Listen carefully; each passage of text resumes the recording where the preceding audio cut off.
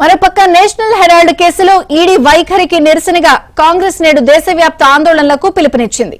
ఈ నేపథ్యంలో ఢిల్లీలోని ఏఐసీసీ కార్యాలయం వద్దకు కాంగ్రెస్ శ్రేణులు భారీగా చేరుకున్నాయి.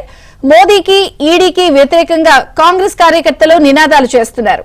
కేంద్రంలోని బీజేపీ సర్కారు దర్యాప్తు సంస్థలను రాజకీయ ప్రతీకారాలకు వాడుకుంటోందని కాంగ్రెస్ శ్రేణులు మండిపడుతున్నాయి.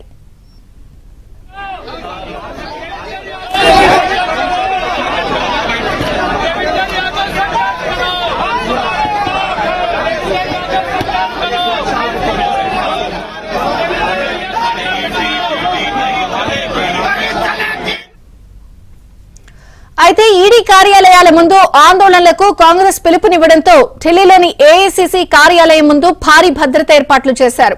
భారీ సంఖ్యలో బలగాలను మోహరించారు.